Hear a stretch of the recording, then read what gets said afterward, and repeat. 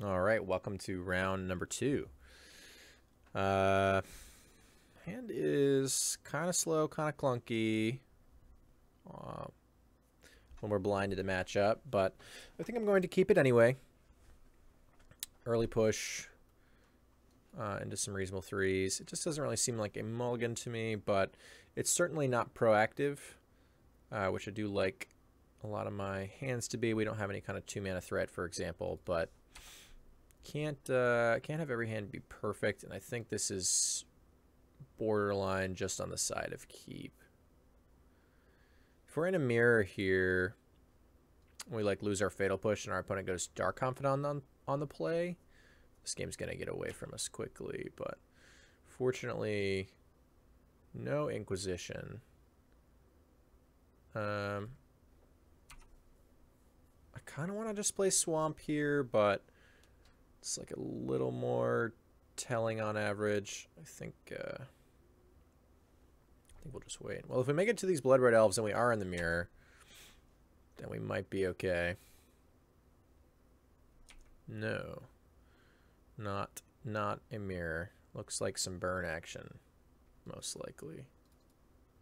Yeah, alright.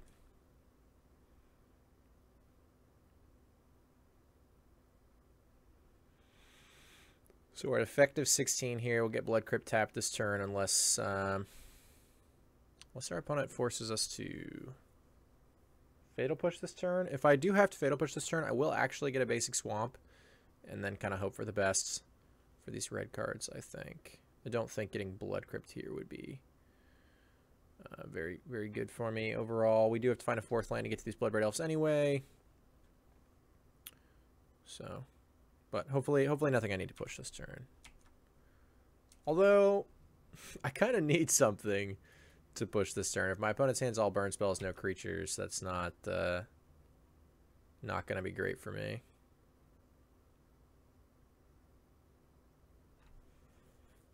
All Bloodstained Mires all the time. 2 for our opponent, 1 for us. Let's see if we can find another Bloodstained Mire. Keep the spirit alive. Alright, we can't. Swamp Inquisition seems like the play. Inquisition definitely not a bad draw here. Looks like we might get Boros Charmed. Maybe Helixed if we're a little lucky here. Hopefully Helix, yeah. Alright, additional Helix, Eidolon, Skullcrack. Well, I have answers to Eidolon, so take the other Helix. Alright, well, we're at basically 8. Assuming our opponent has time to fire both of those spells off, excuse me. Spoiler alert, they do. They do have time.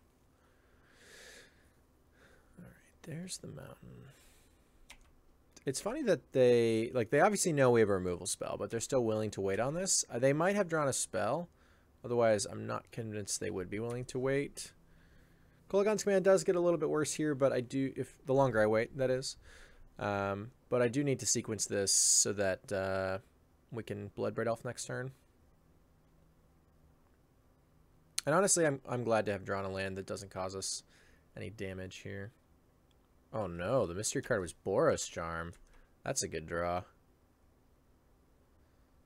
Now we're at effective 4. Sort of just dead till like another Boros Charm unless I can gain some life off of an ooze with the Skullcrack in my opponent's hand. Also, there's no no creatures in graveyards. Alright. Sure. Opponent's gonna get their 2-mana 2-mana shock, excuse me.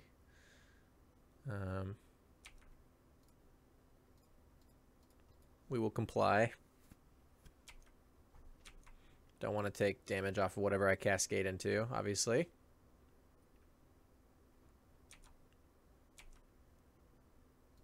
Alright, all the Bloodbraid Elves.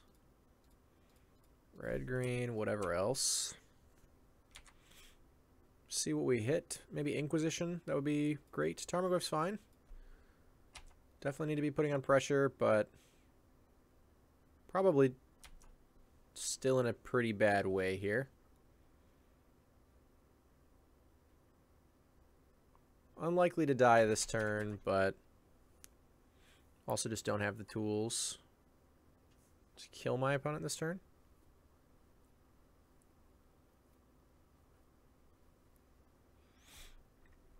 If my opponent has two 2-mana burn spells and they try to cast them both this turn, I could get them with Kolaghan's Command.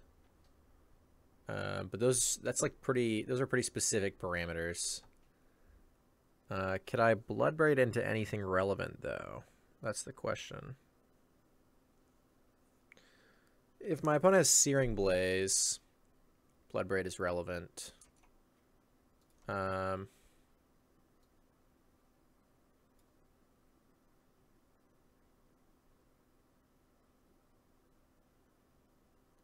Lightning Bolt, that still doesn't quite do it. We're still like 5 damage short there. Or excuse me, less, but still short. 8, 11, 14. Yeah, still 2 damage short. Doesn't even quite turn off their fetch. So I don't think I can Bloodbraid into anything relevant outside of if my opponent drew Searing Blaze. I still kill them. But if the Searing Blaze is the Bloodbraid Elf, I can reevaluate and play the Tarmogoyf. But I guess I won't have the opportunity because, again, if they fetch here, I'm going to Kolaghan's Command them. Yeah.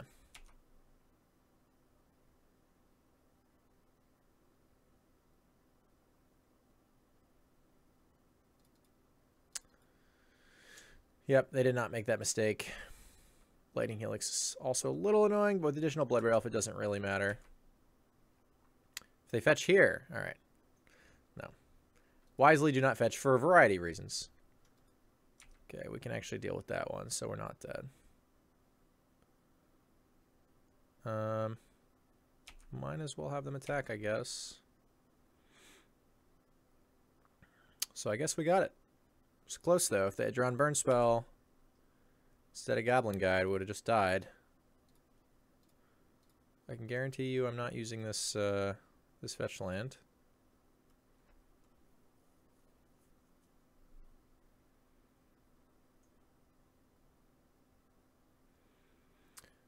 I wonder if my opponent should have Skullcracked there instead of Helix, so that they could have Helixed my Bloodbraid Elf in this spot. They probably still wouldn't have. They would have just crossed their fingers and hoped I didn't have Bloodbraid Elf, I think.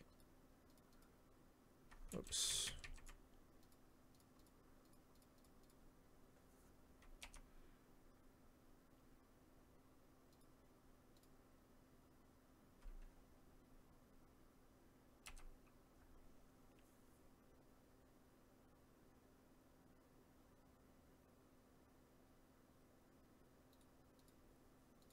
All right.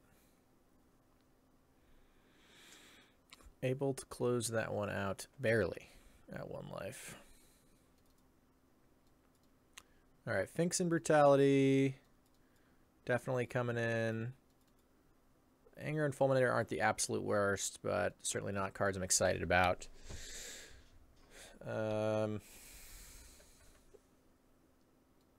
Even post-board, I think I'm still off of Thoughtseize here. Though they do have more reasonable targets post-board. Dreadbore's pretty bad. Bobs are like not great here.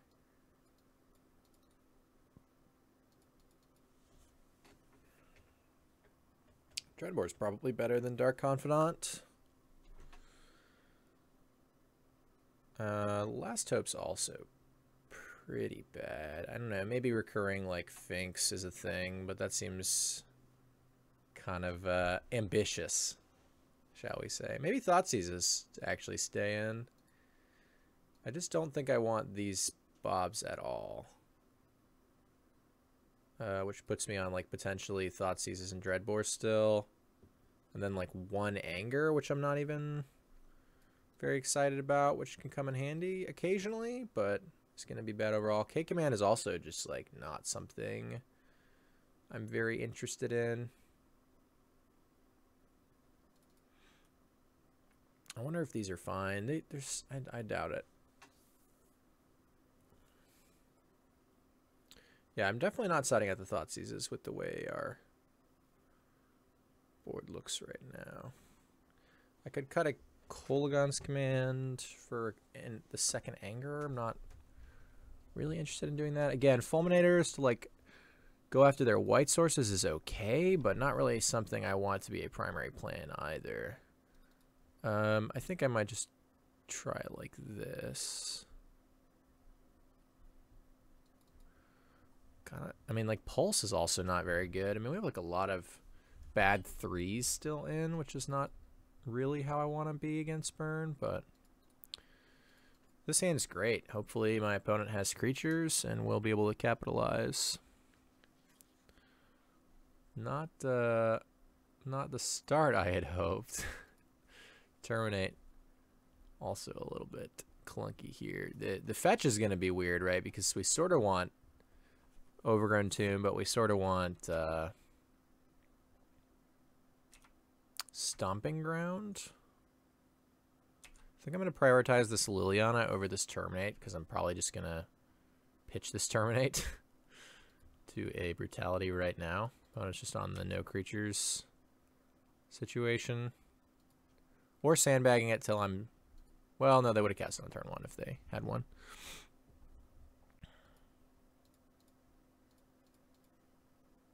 Pitch this. We did draw the additional basic swamp, making me look kind of silly for getting Overgrown Tomb instead of Stomping Ground, but that's all right. Not worried about the path. Obviously, it's either Bolt or Helix here. The only consideration is choking them on mana next turn, where, like, if they draw another 2 damage burn spell, they can't cast them both. So they can also cast Bolt right now. So yeah, I definitely like taking the Bolt here. And just trying to make their mana as clunky as possible when I'm going to follow up Liliana.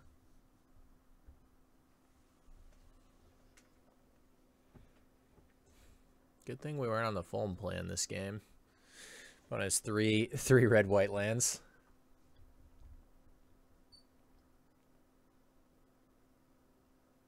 Molten Rain me. Well, they didn't have that one a second ago. That's gonna be tough. Would love to have cast this Goy for this turn. Hopefully we can find another land. Alright, Goblin Guide's a good draw for me. Come on, land, Goblin Guide. You can do it.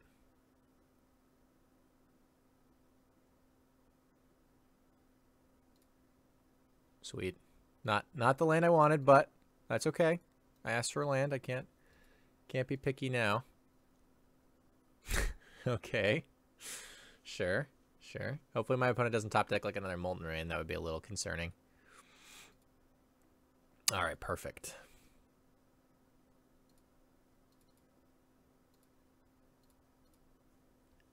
So we're going to start emptying that hand so Path doesn't hit any of our things. Though you could argue we're not super upset with Path hitting any of our creatures here. Definitely pitching one of our 1 million Lilianas.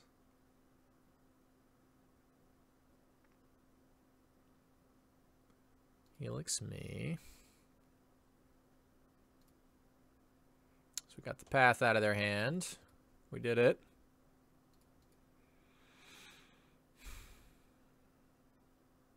Eidolon's also an irrelevant draw now, which is nice.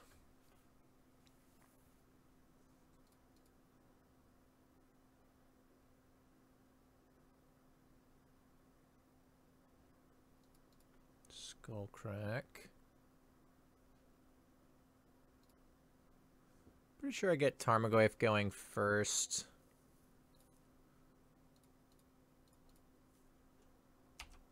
Since it hits so much harder. I don't have double green though, so getting this ooze and gaining life sooner is relevant. We just really need to get in for damage. Lily alt's just not gonna matter here. With our opponent on 4 red-white lands. So that's probably not going to be a real consideration this game.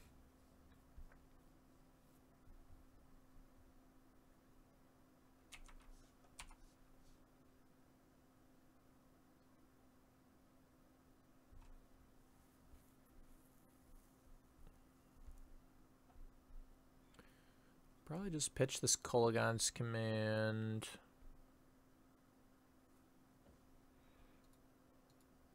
Obviously, my opponent's keeping bad ones in their hand to, like, get me to tick up. I could do nothing with my Liliana here, but then it defeats the purpose of being able to tick up next turn. And this Kolaghan's Command is, like, pretty useless. I could, like, draw step it in the future to try and hit, like, a Lava Spike, some sorcery speed burn spell. Creatures really don't matter. But, like I said, I think I like just taking it up there. I do get in for the same amount of damage. I shrunk my Goyf, but grew my Ooze. Really just wanted to gain that life. Opponent has drawn a lot of lands here. Tapped land, unfortunately. Maybe they do just have instant speed burn spell this time. Well, I guess there's no reason for me not to just attack first. Sad I couldn't get in there with Ravine, but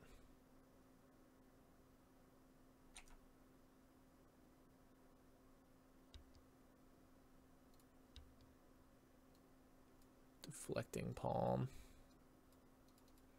It's going to be decision time. I'm pretty sure I push my own Goyf here.